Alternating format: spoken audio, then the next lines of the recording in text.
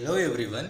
In last video we discussed the topic homomorphism of module with definition and theorem.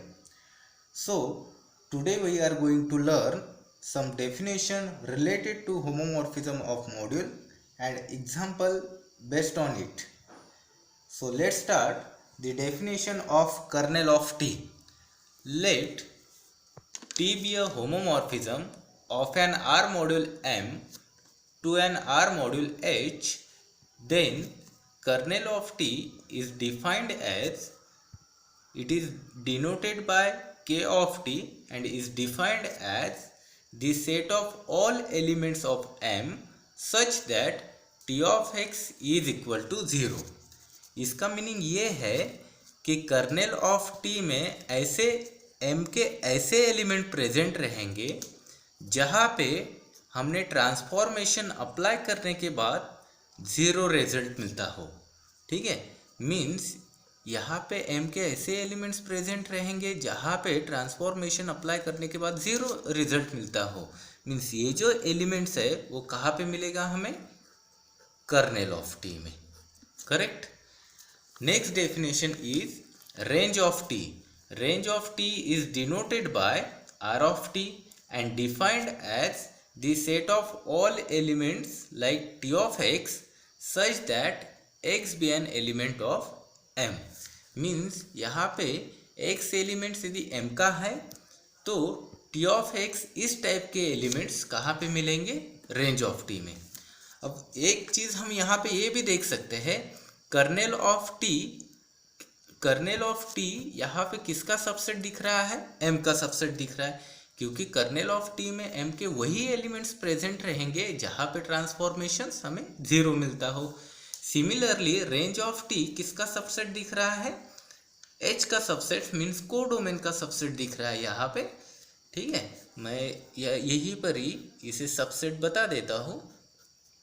This is subset of M and this is subset of H.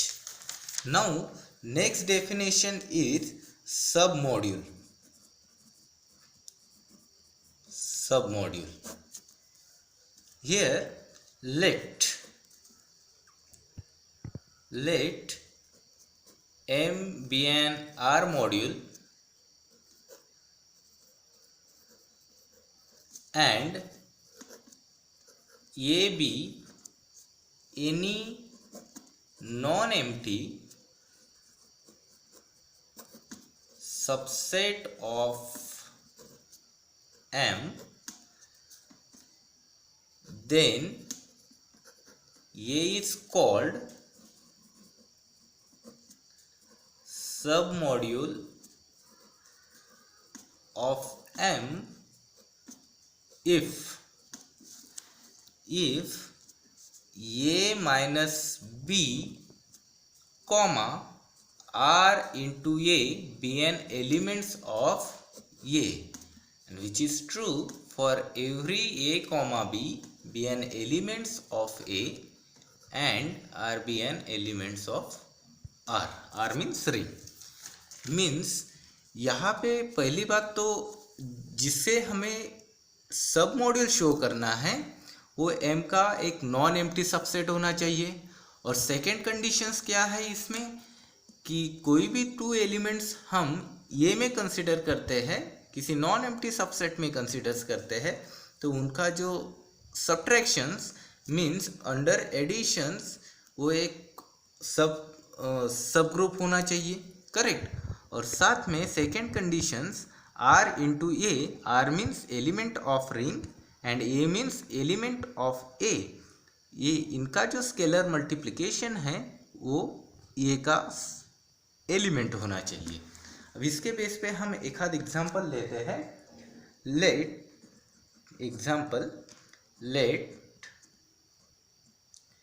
T mapping from M to H be R module homomorphism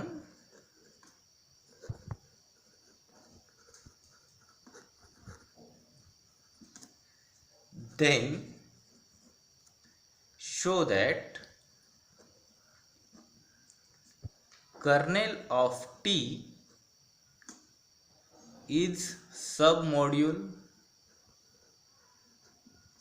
of M। Correct. Means यहाँ पे हमें given है T यहाँ पे एक homomorphism है, तो हमें शो करना है कर्नेल ऑफ T सब मॉड्यूल है। अब सब मॉड्यूल है ये शो करना है, मीन्स हमें क्या क्या शो करना पड़ेगा। पहली बात तो वो एक नॉन एम्प्टी सबसेट होना चाहिए M का, करेक्ट।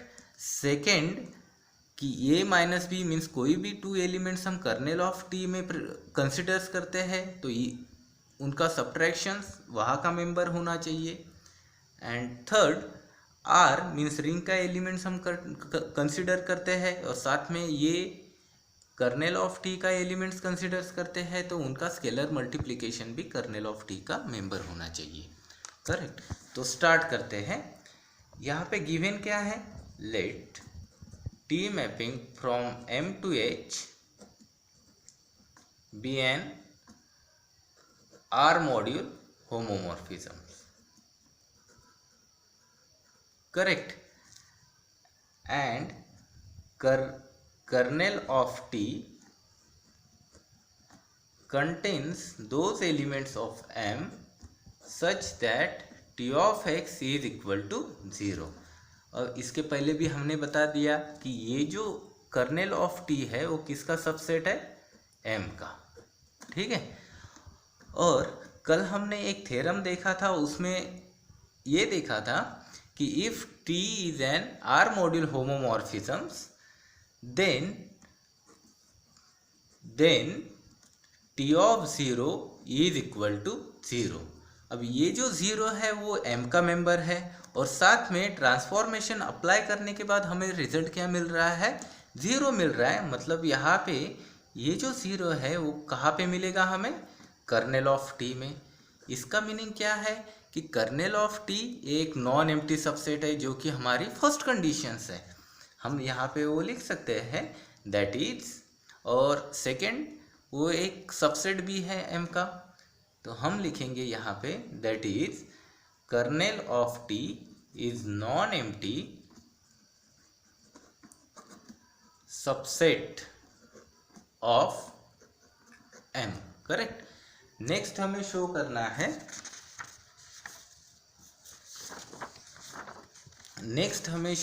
है, क्या शो करना है, अभी कोई भी टू एलिमेंट्स हम कंसिडर्स करते हैं तो उनका सब्ट्रैक्शंस भी वहाँ का मेंबर होना चाहिए, करेक्ट है। So let M1, M2 be any member of kernel of T, correct, and small r be an element of ring, ठीक है।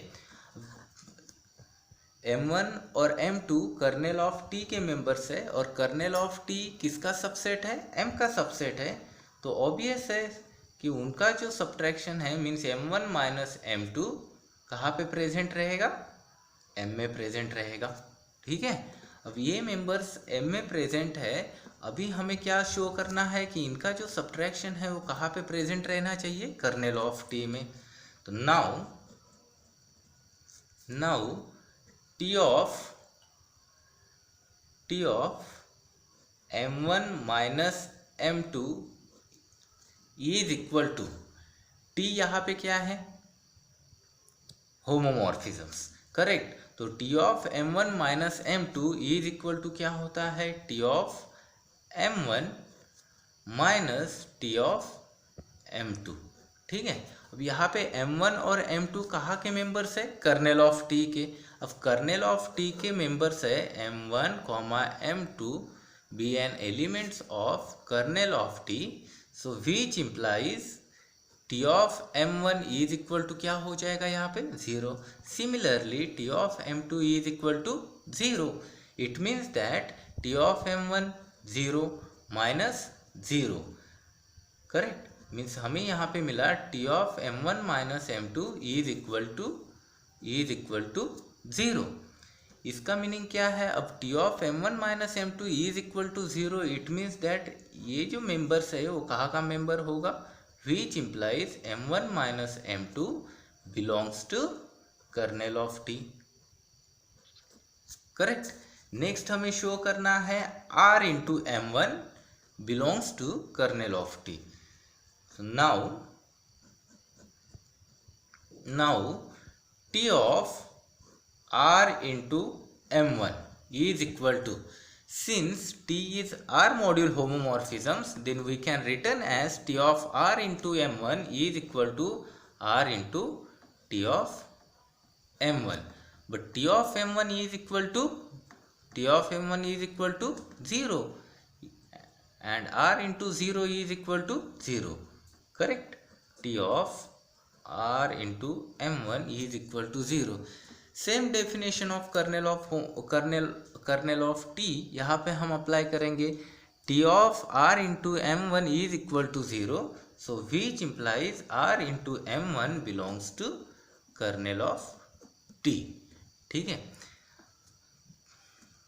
यहाँ पे हम लास्ट में एक सेंटेंस लिख सकते हैं, that is kernel of T is non empty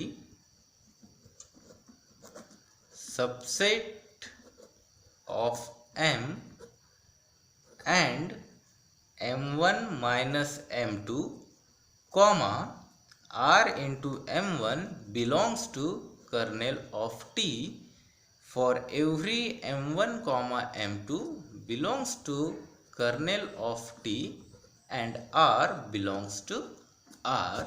It means that, so which implies kernel of T is submodule of M, और यही हमें शो करना था। Thank you.